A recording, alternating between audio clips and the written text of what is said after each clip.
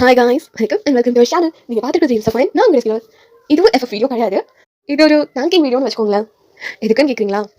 Actually என்னோட birthday special நான் போட்ட தேவும் கூட 5 ஷார்ட் இன்னைக்கு அதோட ஃபைனல் எபிசோட் நான் போட்டு முடிச்சிட்டேன். இந்த வீடியோ போகிறோன்னு எனக்கு தெரியல, but literally I am so happy. நான் நினச்ச அளவுக்கு எனக்கு ரீச் ஆகல, பட் இருந்தாலும் ரீச் ஆன வரைக்கும் ஃபுல் அண்ட் ஃபுல் எனக்கு பாசிட்டிவ் கமெண்ட்ஸ் தான். எனக்கு சத்தியமாக தெரியல, எனக்கு அவ்வளோ சந்தோஷமாக இருக்குது. அதை எப்படி எக்ஸ்பிரஸ் பண்ணுறதுன்னு எனக்கு தெரியல. Literally I am very happy. எப்படி கன்வே பண்ணுறதுன்னு எனக்கு தெரியல. அதனால தான் நான் சரி வீடியோ ரெக்கார்ட் பண்ணிடலாம் அப்படின்னு வந்தேன். ஒவ்வொரு கமெண்ட்ஸ் படிக்கிறப்போ எனக்கு நான் போட்ட எஃபோர்ட் எல்லாமே ஜஸ்ட் லைக் தட் அப்படிங்கிற மாதிரி ஆயிடுச்சு. பிகாஸ் நான் அதை ரெக்கார்ட் பண்ணுறதுக்கு ரொம்ப கஷ்டப்பட்டேன். மார்ச் லாஸ்ட் வீக்ஸில் தான் நான் வந்து எனக்கு லீவ் இருந்தது அப்படின்னு சொல்லிட்டு ரெக்கார்ட் பண்ண ஸ்டார்ட் பண்ணேன். எனக்கு தெரியல, ஏன்னா வந்து நான் ஒரு ஸ்டோரி எடுத்தேன் அப்படின்னா அதை பேசி பேசி பேசி கிட்டத்தட்ட நான் வந்து எப்படி ஈடுபடே தெரியாது. எபிசோடாக எடுத்துகிட்டே போயிடுவேன். மேரேஜ் ஆஃப் கன்வீனியன்ஸ் பார்க்குறவங்களுக்கு நல்லா தெரியும். 28 எபிசோட் போட்டுட்டேன். இப்போ வரைக்குமே அதோட ஒரிஜினல் ஸ்டோரிக்குள்ள நான் போகவே இல்லை.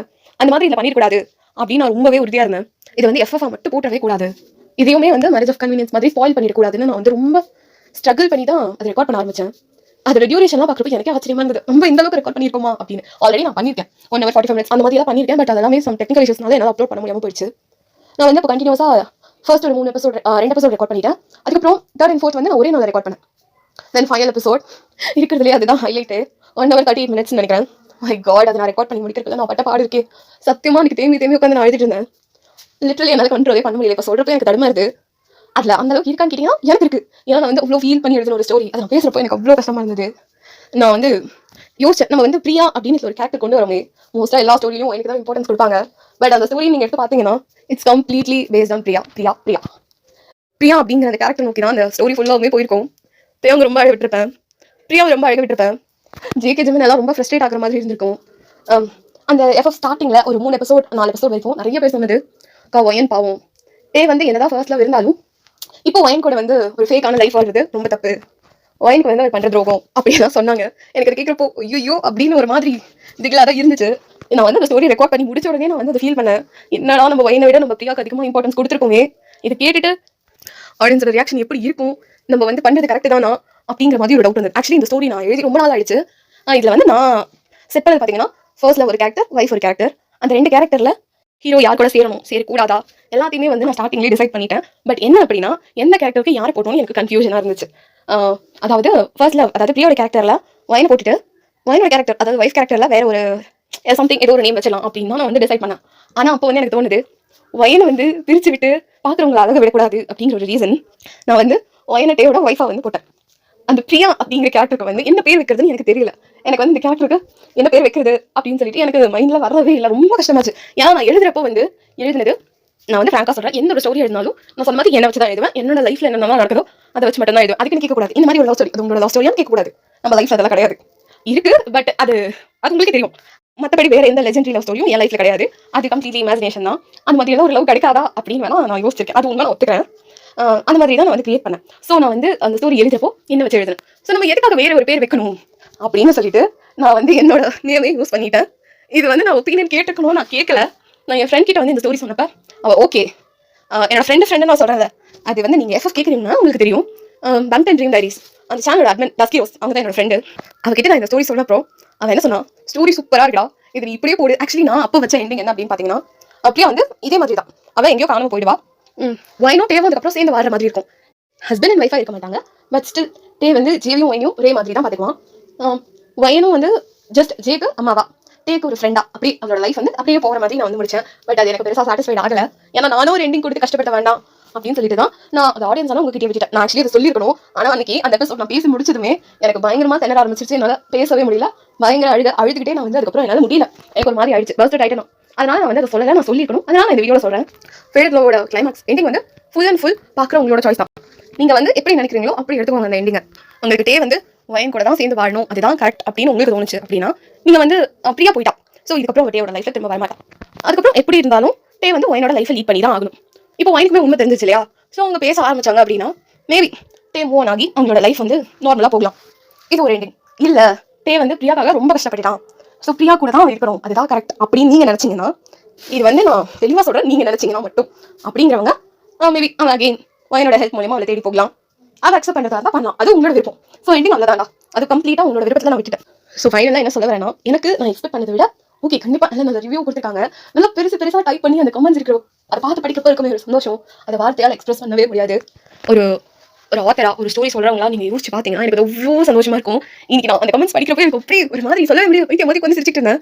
இப்போ நான் சிரிக்கிறதுல உங்களுக்கு நல்லா தெரியும். அந்த அளவுக்கு எனக்கு ஹாப்பி ஆயிடுச்சு. அதனால தான் வந்து நான் இப்போ எனக்கு தேர்வு வந்து கிரிம்சன் ஒலியில ரெக்கார்ட் பண்ணிட்டு இருந்தேன். ரெக்கார்ட் பண்ணி முடிச்ச உடனே எனக்கு டக்குனு இந்த மாதிரி ஒரு வீடியோ ரெக்கார்ட் பண்ணி நம்ம தேங்க்ஸ் சொல்லியே ஆகணும். ஸோ அந்த ஃபேடட் லவ் ஸ்டார்ட் ஆனது இப்போ வரைக்கும் எனக்கு கமெண்ட் பண்ண எல்லாருக்குமே ரொம்ப ரொம்ப தேங்க்ஸ். சத்தியமா இல்லை எந்த கமெண்ட்ஸ் எல்லாம் படிக்கிறப்ப எனக்கு அவ்வளோ சந்தோஷமா இருந்துச்சு. நான் சிரிச்சுட்டே இருந்தேன்னு சொல்லணும். எனக்கு இப்போ லிட்டரலி உடம்பு சரியில்லை. பட் ஸ்டில் இப்போ நான் வந்து இந்த நிலைமையில நான் சிரிக்கிறேன்னா அதுக்கு ரீசன் நீங்க தான். ரொம்ப ரொம்ப தேங்க்ஸ். எனக்கு தெரியல நான் இதுக்கப்புறம் சேனல் வந்து எந்த அளவுக்கு போனாலும் சரி இந்த ஒரு ஸ்டார்டிங் ஸ்டேஜ்ல வர இந்த ஹாப்பினஸ் வந்து எவ்வளவு பண்ணாலும் கிடைக்காது. எனக்கு ரொம்ப ஹாப்பியா இருக்கு. அதே மாதிரி இன்னொரு விஷயம் நான் சொல்லணும்னு நினைக்கிறேன். எனக்கு வந்து அடிக்கடி சப்ஸ்கிரைப் பண்ணி நான் சொல்லவே இல்லை, நீங்களா பண்றீங்க. அது ஏறுது. அது எனக்கு கொஞ்சம் டென்ஷனாவே இருந்துச்சு. இந்த ஸ்டார்ட் ஆனதுல இருந்து ஐ திங்க் 300க்கு உள்ள இருந்திருக்கும். ஃபர்ஸ்ட் வந்து ஒரு 4 சப்ஸ்கிரைபர் ஏறிச்சா மறுபடியும் குறையும் இப்படியே இருந்துச்சு. இன்னைக்கு இந்த லாஸ்ட் பார்ட் நான் அப்லோட் பண்ணதுக்கு அப்புறம் 10 சப்ஸ்கிரைபர்ஸ் இன்க்ரீஸ் ஆயிருக்காங்க. சத்தியமா என் கண்ணை என்னாலேயே நம்ப முடியல. அவங்களுக்கும் தேங்க்ஸ். நான் ஏதோ உளறிட்டு இருக்கேன். அப்ப நான் எந்த அளவுக்கு ஹாப்பியா இருப்பேன்னு பாத்துக்கோங்க. சத்தியமா என்ன பேசுறேன்னு எனக்கு தெரியல. ஆனா பயங்கர சந்தோஷத்துல பேசிட்டு இருக்கேன். அது மட்டும் உண்மை. இந்த டைம்ல வந்து உங்க எல்லாருக்குமே நான் தேங்க்ஸ் சொல்லிக்கிறேன். ஃபர்ஸ்ட் இந்த ஸ்டோரி நான் வந்து எழுதிட்டேன். இது போடுமா வேண்டாமா, இது போட்டு அக்செப்ட் பண்ணிப்பாங்க. நான் ரொம்ப கன்ஃபியூஷனா இருந்தேன். ஃபர்ஸ்ட் இது போடுன்னு சொன்னது என்னோட டஸ்கிரோஸ் தான். அவ சொன்னா சரி ஓகே ஒரு ட்ரை கொடுக்கணும் அப்படின்னு சொல்லிட்டு நான் ரெக்கார்ட் பண்ணேன். பட் இதோட ஆக்ஷன் எண்டிங் இப்படியே கொடுத்தா நல்லா இருக்குமா அப்படிங்கிற மாதிரி கன்ஃபியூஷனாவே இருந்தது. பட் ஸ்டில் அவ சொல்லி தான் நான் சேனல்ல வீடியோ போடவே ஆரம்பிச்சேன். அவ சொல்லி தான் நான் எல்லாமே பண்ணிட்டு இருக்கேன். அப்படி இருக்கப்போ அவ எடுக்கிறதா ஓகே அந்த டிசிஷன் கரெக்டாக தான் இருக்கும், கண்ணு முடிக்க செய் அப்படின்னு நான் செஞ்சுட்டேன்.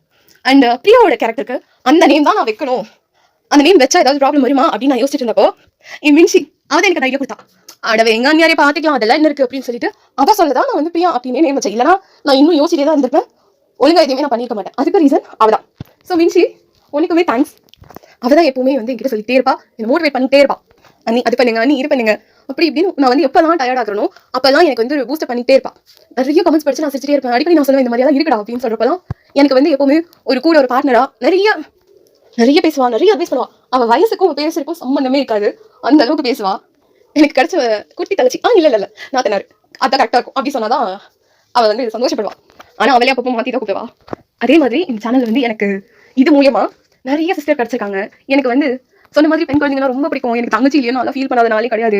என் ஃப்ரெண்ட்ஸ்லாம் வந்து அவங்க சிஸ்டரோட இருக்கிறப்போ எனக்கு தோணும் நமக்கு கொடுத்து வைக்கலையே, கொடுத்தது ஒரே ஒரு தம்பி. அதுக்கிட்ட எல்லாமே நான் ஷேர் பண்ணுவேன். பட் இருந்தாலும் ஒரு சிஸ்டர் இருந்தால் நல்லா இருக்குமே அப்படின்லாம் ஃபீல் பண்ணுவேன். நீங்க வந்து இதுல கமெண்ட் பண்றீங்க இல்லையா, உங்ககிட்ட பேசுறப்ப கண்டினியூஸா கமெண்ட் பண்ணிட்டே இருப்பேன். அது நீங்க பாத்தீங்கன்னா தெரியும் எனக்கு வந்து ஒரு சிஸ்டர் பாண்டிங் கிடைச்சிருக்கு. அதுதான் ரீசன். எனக்கு வந்து கமெண்ட் பண்ற எல்லாரையும் அக்காவாகவும் தங்கச்சியாவும் ஃப்ரெண்டாவும் அப்படிதான் நான் பாக்குறேன்.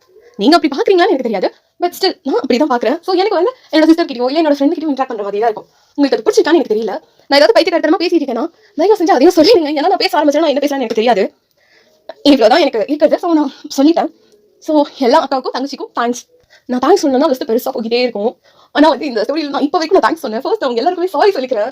கண்டிப்பா ஒரு சிலர் நான் அள வச்சிருப்பேன். நிறைய பேர் எக்ஸ்பெக்ட் பண்ணிருப்பீங்க எப்படியாவது ஒயின் கூட சேர்த்து வச்சிருவாங்க. பட் நான் அதை வந்து ஃபுல்ஃபில் பண்ணல. எனக்கு தெரியும், நானும் ட்ரை பண்ணேன். பட் மனசு ஒத்துக்கலப்பா. அதனாலதான் நான் வந்து பிரிச்சே வச்சுட்டேன். ஆக்சுவலி நீங்க என்ன ரொம்ப நல்ல பொண்ணுன்னு நினைக்கிறீங்க, அதுதான் ரொம்ப பெரிய தப்பு. நான் அந்த மாதிரி எல்லாம் கிடையவே கிடையாது. இருக்கிறதுலயே ஒரு நம்பர் 1 சைக்கோனா அது நானா தான் இருப்பேன். எனக்கு வந்து சேர்த்து வைக்கிறத விட பிரித்து விடுறதுனா ரொம்ப பிடிக்கும். அந்த வேலையை வந்து ரியல் லைஃப்ல பண்ண முடியல. அதனால நான் வந்து இதுல பண்ணிட்டேன். கொஞ்சம் வெஞ்சன்ஸ்ல வேலையை பார்த்துட்டேன்னு எனக்கே தோணுது. பட் கவலைப்படாதீங்க, இதுக்கு மேலே இந்த மாதிரி எல்லாம் குறைஞ்ச சிஸ்டம் பண்ண மாட்டேன். கண்டிப்பா அடுத்து வர ஒன் ஷாட்லயோ இல்லை எஃப்எஃப்லையோ நான் வந்து எனக்கு ஹாப்பி எண்டிங் கொடுத்துருவேன். ஓகேவா? பட் நான் இப்பவே சொல்லிக்கிறேன், எஃப்எஃப்ல திரும்பவும் பிரியா அப்படிங்கிற ஒரு கேரக்டர் வராத வரைக்கும் கண்டிப்பா எல்லா ஸ்டோரிக்கும் நான் ஹாப்பி எண்டிங் தான் கொடுப்பேன். And I have to talk about Priya. பிரியாவோட கேரக்டர் நீங்க பாத்தீங்க அந்த ஸ்டோரியில அது உண்மையான கேரக்டர் தான். பட் அதுல பாதி தான் உண்மை, மீதி இருக்கிறதெல்லாம் ஒரு வெஞ்சன்ஃபுல் விஷஜந்து தான் பிரியாவோட கேரக்டர். அது வந்து நான் ரியாலிட்டியா சொன்னேன்னா கண்டிப்பா பிடிக்காது. அதனாலதான் நான் அதுல அந்த மாதிரி ஒரு கேரக்டரா வச்சேன். ஆஃப்கோர்ஸ் அந்த ஸ்டோரியில இருக்க பிரியாவும் இந்த கதை எழுதின பிரியாவும் ஒண்ணுதான். கடுப்பாகும் நினைக்கிறேன். அதை வச்சுட்டு நீ கதை வேற பேசிக்கிட்டு இருக்கியா, உங்களுக்கு டென்ஷன் ஆகும். I can understand. பட் அது எனக்கு ஒரு ஹாப்பினஸ். நான் அந்த ஸ்டோரி எல்லாம் ரெக்கார்ட் பண்ணிட்டு எடிட் பண்ணி அப்பவே போட்டுட்டேன். நான் போட்டு ஆயிடுச்சு ஒரு 12 to 15 days கிட்ட ஆயிடுச்சு. எல்லா எபிசோடுமான்னு கேட்டிங்கன்னா கிடையாது. ஒன்று கொஞ்சம் டிலே ஆகி போட்டேன். ஸோ நான் போட்ட உடனே ஃபர்ஸ்ட் நானே டவுன்லோட் பண்ணிட்டு ஒரு 3-4 தடவை பார்த்துவேன். பார்த்துட்டு அது கரெக்டாக இருந்துச்சுன்னா மட்டும் தான் அது உங்களுக்கு அப்லோட் ஆகும். அது வரைக்கும் நான் வந்து அது ரிப்பீட்டாக எனக்கு தோணுதோ அப்போ கேட்டுட்டே இருப்பேன். ஏன்னா நான் எஃப்எஃப் கேட்கறதெல்லாம் கம்ப்ளீட்டாக ஸ்டார்ட் பண்ணிட்டேன். சேனல் ஸ்டார்ட் பண்ணதுலேருந்து அவ்வளோவா மற்ற சேனலில் பார்க்கறத நான் வந்து குறைச்சிட்டேன். அதனால நான் ரெக்கார்ட் பண்ணதையும் நான் கேட்டுருக்கேன். ஆனால் சத்தியமா நீங்க எப்படி கேட்குறீங்கன்னு தெரியல. ஒரு சில டைம் என் வாய்ஸ் கேட்க எனக்கு சிரிப்பாக வரும்.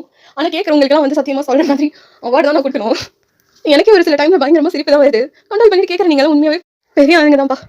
அப்படி ஸ்டோரி கேட்குறப்ப எனக்கு என்ன தோணுச்சுன்னா, பிரியா அது நீ தானே? கண்ணாடி முன்னாடி நின்றுட்டு என்ன நானே திட்டேன். வெக்கமே இல்ல உன் மூஞ்சிக்கு, இதெல்லாம் உனக்கு தேவையா? அதுவும் கிம் தயாவுக்கு ஃபர்ஸ்ட்லவா மூஞ்சி ஆளைய பாரு அப்படின்னு நானே திட்டிட்டு இருந்தேன். எனக்கு சத்தியமா சிரிப்பு தான் வந்துச்சு. கொஞ்சம் ஓவரா தான் போயிட்டோமோ அப்படின்லாம் இருந்துச்சு. பட் பரவாயில்ல, ஸ்டோரிக்காக தானே, ரியல் லைஃப்ல தான் நடக்கல. அட்லீஸ்ட் டெலிவிஷன்லயாவது நடந்துட்டு போகுது. ஸோ இப்போ இதனால் நான் சொல்ல வரது என்னன்னா, உங்கள் எல்லாரையும் நான் கொஞ்சம் கொஞ்சம் ரொம்பவே அள வச்சுட்டேன்.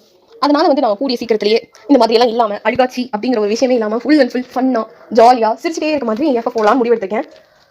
நீங்கள் என்ன சொல்கிறீங்களோ கமெண்ட்டில் சொல்லிட்டு போங்க. இதுக்கு மேலே என்னால் பேச முடியல. ஏன்னா நான் ஆல்ரெடி ஆஃப் அன் ஹவர் இல்லை, ஒரு 3/4 மணி நேரமாக கஷ்டப்பட்டு ரெக்கார்ட் பண்ணிட்டு இப்போ தான் வந்தேன். அதுக்குள்ளே இதை வேறு நான் ரெக்கார்ட் பண்ணிட்டு இருக்கேன். சத்தியமாக முடியலங்க, பயங்கரமாக ஸ்வெட் ஆகுது. இந்த ரூம்குள்ள வேறு இருக்கிறது எனக்கு அப்படியே அடைச்சி வச்ச மாதிரி இருக்குது. இதுக்கு மேலே நான் இங்கேயே நின்றுட்டு இருந்தேன்னா அப்புறம் எனக்கு என்ன ஆகுன்னு தெரியல.